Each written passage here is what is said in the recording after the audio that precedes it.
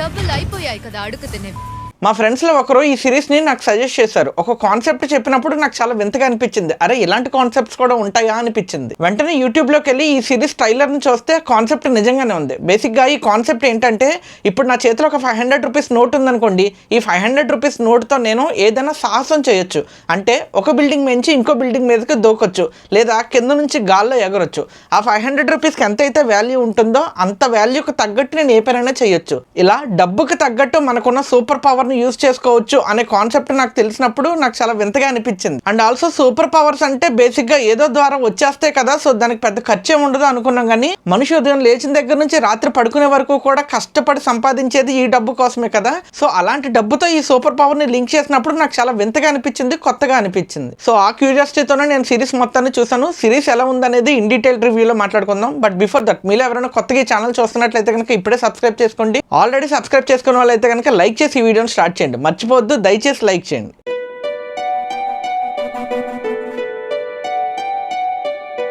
కథ విషయానికి వస్తే, హీరో ఒక మధ్యతరగతి కుటుంబానికి సంబంధించిన ఒక మామూలు ఎంప్లాయ్. మనోడు తన గర్ల్ ఫ్రెండ్ తో కలిసి ఒక ఇండివిజువల్ అపార్ట్మెంట్ లో ఒక చిన్న ఇంట్లో ఉంటాడనమాట. తన గర్ల్ ఫ్రెండ్ కి డబ్బు అంటే చాలా పిచ్చి అంటే తప్పుగా కాదు, పాజిటివ్ గా. ఎప్పటికైనా సరే గేటెడ్ కమ్యూనిటీ లాంటి పెద్ద అపార్ట్మెంట్స్ లో సొంతంగా ఒక ఫ్లాట్ తీసుకోవాలనేది తన కోరిక.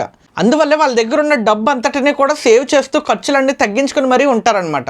హీరోకి ఒక పక్క నుంచి బాధేస్తూ ఉంటుంది, అరే నాకు ఎవరు సపోర్ట్ చేయట్లేదు, మా అమ్మ నాన్న కూడా ఏది ఇవ్వలేని పరిస్థితిలో ఉన్నారో, అంత డబ్బు పోగేసి ఆ ఫ్లాట్ని ఎలా కొనాలి అని ఆలోచిస్తూ ఉంటాడు.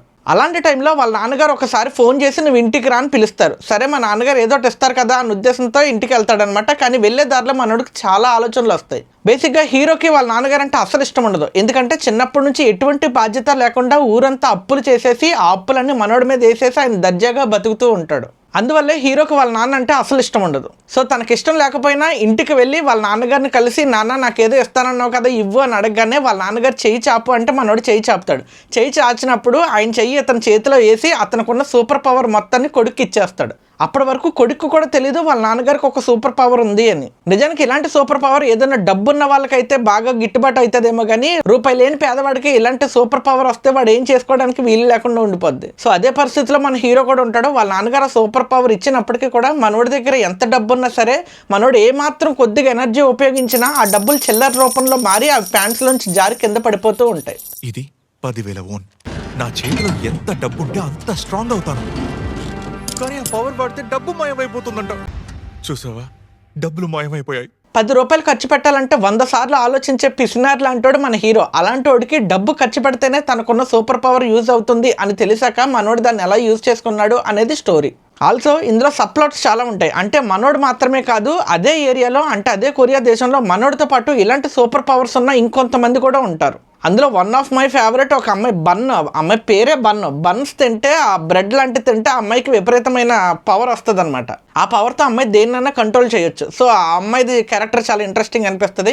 ఇంకొకటికి ఒక కోట వేస్తే ఆ పవర్ వస్తుంది, ఒక్కొక్కడికి ఒక్కొక్క వింత పవర్ ఉంటుంది, చాలా బాగుంటుంది. బట్ వీళ్ళందరిలో కల్లా ఇంట్రెస్టింగ్ ఎవరిదంటే మన హీరోదే. జోబులో ఎంత డబ్బులు ఉంటే అంత డబ్బులు, ఏమాత్రం కొంచెం కోప్పడినా, ఏదైనా బరువైంది ఏదైనా మోసినా ఇమీడియట్గా ప్యాంట్లోంచి ఆ డబ్బు చిల్లర రూపంలో మారిపోయి కిందకి రాలిపోతూ ఉంటుంది. పేరుకి వాళ్ళ నాన్నగారు ఇచ్చిన సూపర్ పవర్ అయినప్పటికీ కూడా ఇది మనోడికి చాలా పెద్ద శాపంలా మారుతుంది అనమాట. సో అలాంటి శాపం నుంచి మనోడు విడుదల అయ్యాడా లేదా, అండ్ ఆ సూపర్ పవర్ని యూజ్ చేసుకుని మనోడు ఎలాంటి పనులు చేశాడు అనేది రెస్ట్ ఆఫ్ ది స్టోరీ చాలా ఇంట్రెస్టింగ్ ఉంటుంది. టు బి ఫ్రాంక్, ఈ సిరీస్లో ఫస్ట్ 2 ఎపిసోడ్స్ చాలా బాగుంటాయండి. But 3rd episode 4th episode మీ పేషెన్స్ని లిటరల్లీ వేరే రేంజ్లో టెస్ట్ చేస్తుంది.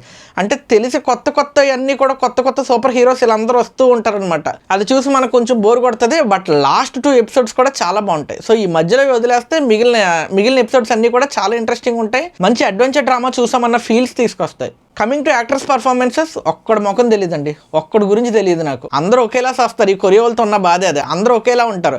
పలానా ఓడి హీరో, పలానా వాళ్ళు హీరోయిన్ అని గుర్తు పెట్టుకోవడానికి మనం ఏదైనా సిరీస్లో 2 ఎపిసోడ్లైనా చూడాలి మినిమం. 2 ఎపిసోడ్లు అయిన తర్వాత ఈడి హీరో ఈడి హీరోయిన్ అనే విషయం మనకు తెలుస్తుంది. కాబట్టి ఉన్నంతలో అందరూ బాగానే చేశారు, హీరో ఫేస్ మాత్రం బాగా గుర్తుంటుంది మనకి. సో ఈ వీకెండ్ మీరు ఏదైనా డిఫరెంట్ స్టోరీతో కూడుకున్న కాన్సెప్ట్ ఏదైనా చూడాలి అనుకుంటే కనుక ఈ సిరీస్ని ఒకసారి టైంపాస్ కోసం ట్రై చేయండి. మంచి టైంపాస్ వస్తుంది, చాలా బాగుంటుంది. బట్ క్లైమాక్స్ మిమ్మల్ని ఎమోషనల్గా చాలా బాగా హుక్ చేస్తుంది లాస్ట్కి, అది చాలా బాగుంటుంది. So that's it for today. ఈ వీడియో మీకు నచ్చినట్లయితే కనుక లైక్ చేయండి. అండ్ ఎలాంటి కోరికలు మీకు ఏదైనా వస్తే కనుక, ఆ సూపర్ పవర్ మీకు వస్తే మీరు ఎలా యూజ్ చేసుకుంటారో అనే దాన్ని కామెంట్ చేయండి. కుదిరితే మీ ఫ్రెండ్స్ అండ్ ఫ్యామిలీకి షేర్ చేయండి. సాధ్యమైతే సబ్స్క్రైబ్ చేసుకోండి. This is J signing off from now to talks. Thank you.